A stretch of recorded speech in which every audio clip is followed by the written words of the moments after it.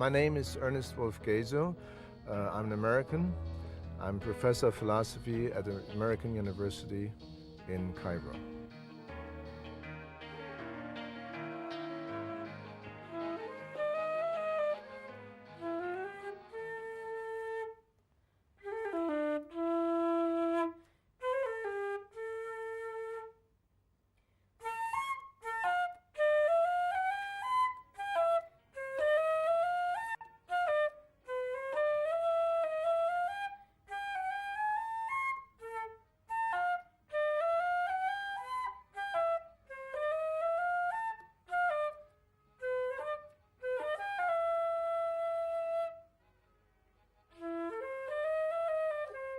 This is Sinan, my son, who I love.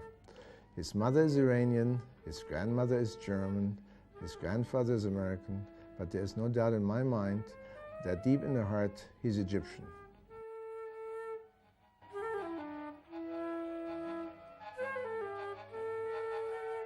Ah, great, Sidat. Very good.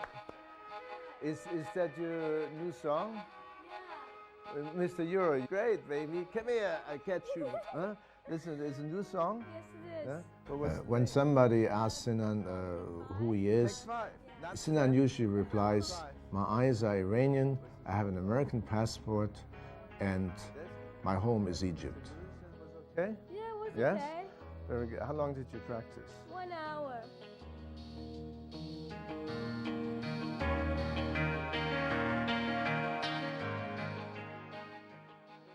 Sinan, where are you?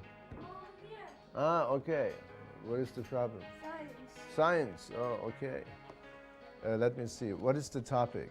Plastics. Plastics. Ah, plastic is important. In my education with Sinan, I basically want him to be an international man.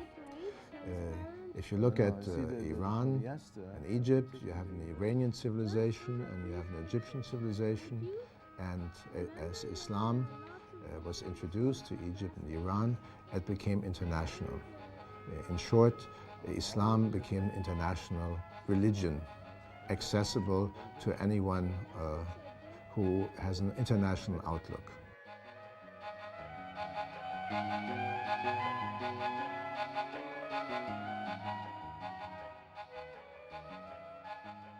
Best teacher is experience.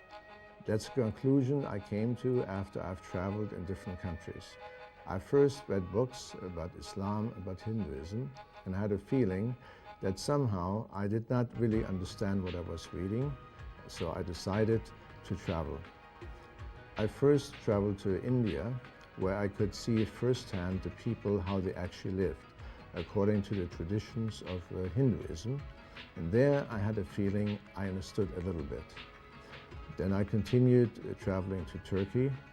There again, suddenly, there was Islam, and there I, for the first time, felt what this actually meant, an Islamic form of life that one could not get from the books.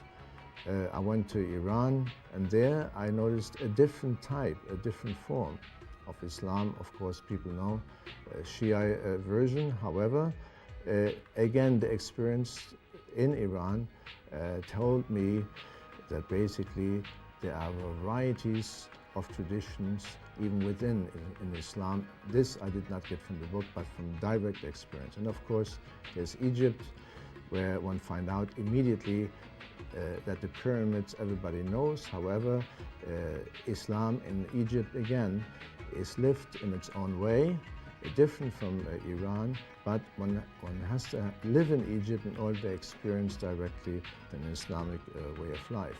And this is something one cannot get from the books. This is basically the conclusion I got from traveling, and I would say there's no substitute for first-hand experience. If somebody wants to know Islam, they must experience the people who's practicing Islam. Wake up, man. Wake up, wake up. Okay? All right? You're okay?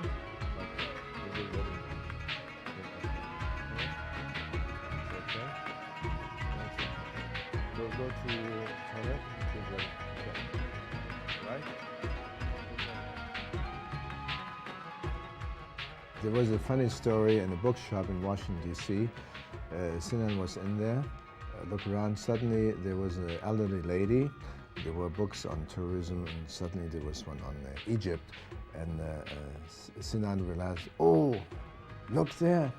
And then the lady says, little boy, do you know anything about Egypt? He says, well, that's where I live. That's my home.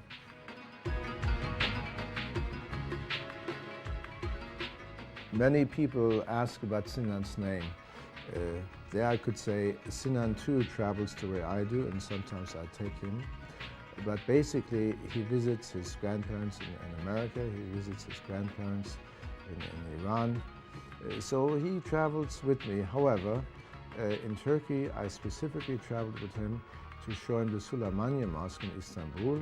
And there I showed him that suddenly there was a name called Sinan Pasha. And suddenly he said, oh, that's the same name like my name. I said, that's exactly where you got the name from.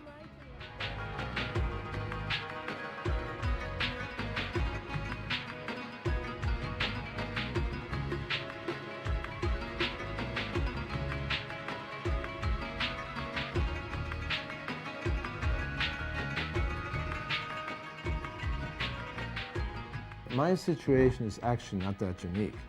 Based upon what I know and my experience, the fact is that there are many graduate students, young people from America and from Europe. They come to Cairo, not just to AUC, they study Arabic language, they meet other people, they interact, exchange ideas, lifestyles, what have you, and basically this is the future. Meaning that many young people, they will decide on their own, on free will, whom they would want to marry. And the fact is we will have then a much more international civilization, and I think a much more healthy world.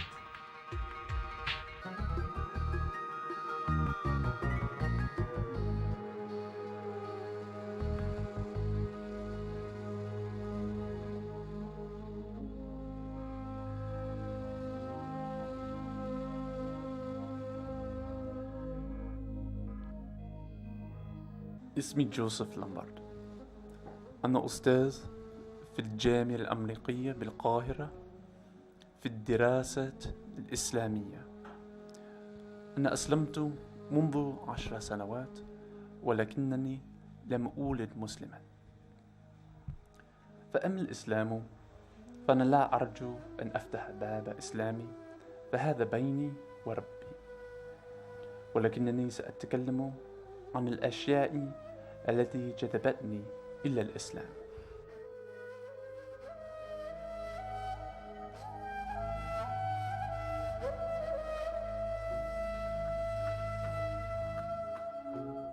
لست من الذين لا يحترمون الأديان السماوية الأخرى بالقول بأنها منسوخة، فأين الرحمة في ذلك؟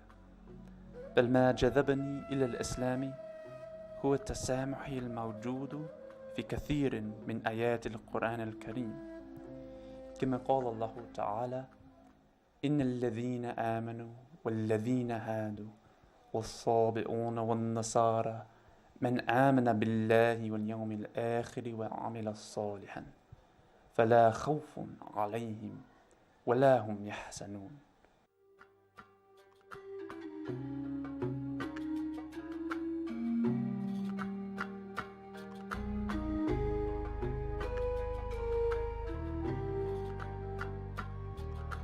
قيمة الإنسان وحقوقه وحريته معلقة بإيمانه وعمله، وبالإضافة إلى ذلك بعلمه.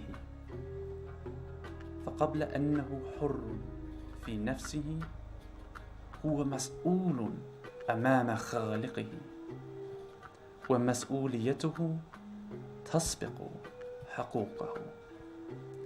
فعندما نفكر في الحقوق علينا في الحقيقة أن نبدأ في البداية، يعني في مسؤولياتنا. بسم الله الرحمن الرحيم. سبح اسم ربك الأعلى الذي خلق فسوى والذي قدر فهدى والذي أخرج المرعى فجعله غثاء أحوى سنقرئك فلا تنسى إلا ما شاء الله. وأما التصوف في الحقيقة هو الإحسان، والإحسان كما قال الرسول صلى الله عليه وسلم أن تعبد الله كأنك تراه فإن لم تكن تراه فإنه يراك.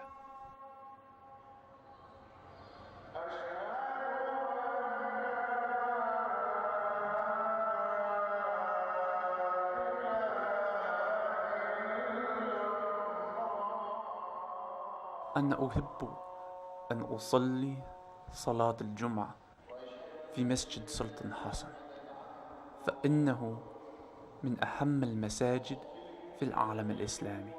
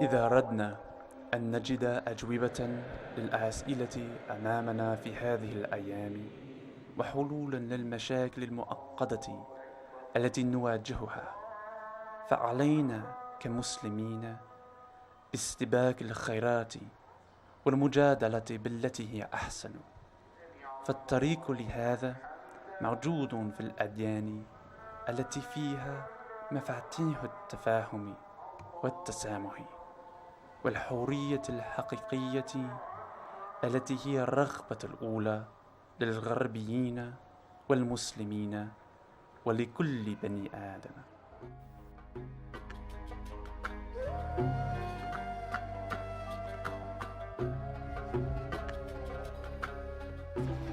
انا لسه عايز اوريك عمرو بن العاص. يا ريت اشوف جامع عمرو بن العاص، بس اقول لك انا مسافر.